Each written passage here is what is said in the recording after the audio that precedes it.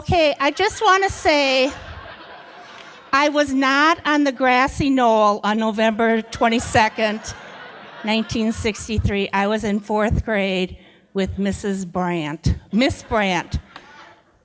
It was the 50s, and it was a bad time. Women were marrying communists. People were leaving their jobs because they didn't like the tissue towels. And Negroes were told to beware of social equality. They were after our kids, and if they got us, then they were going to eat us. That's a fact, and I think if you underline fact, you know it's true. Russia had a scary, bald-headed guy, and they had these phallic symbols that were pointed at us to scare us and affect our white bread. We had a scary bald guy, and we had phallic symbols too. And our phallic symbols had testicles. And because we're a superpower, they had 3 testicles.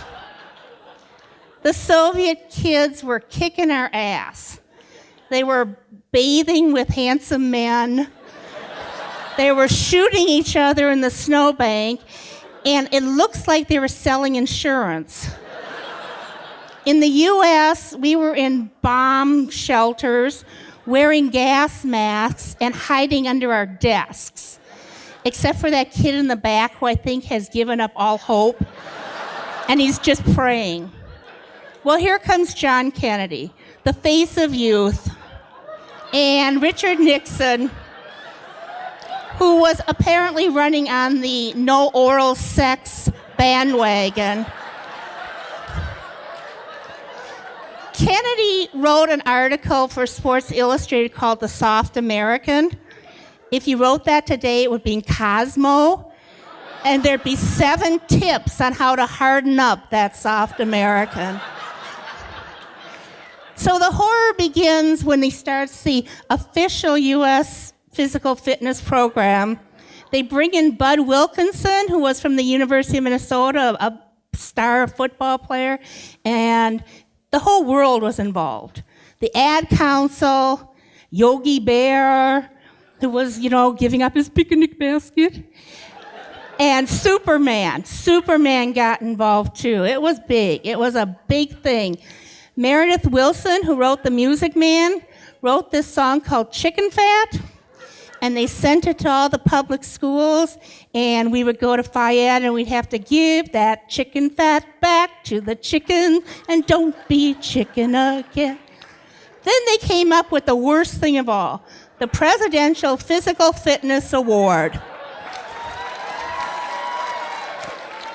There were all these little athletic tasks you had to complete to earn this badge. Now, I was a calorically challenged child. I did, got activity. I rode my bike and played kick the can. I had to get up to turn the TV. It was horrible. We had Fayette already.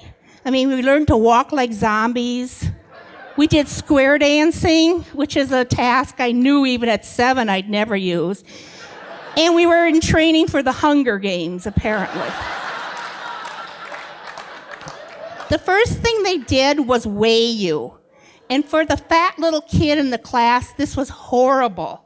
And the only way it could have been worse is if my mother showed up and cleaned my face with spit on a tissue. Then we had to do sit-ups. And they got someone to hold your foot down, I think so you wouldn't run away. I got to 3 and I started farting.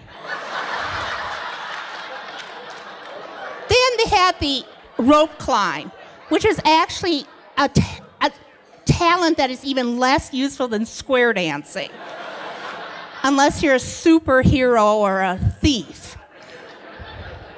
Now the ball toss, I was good at that. And I could see that because we could toss propaganda over the Berlin Wall. And eventually you could use it in beer pong.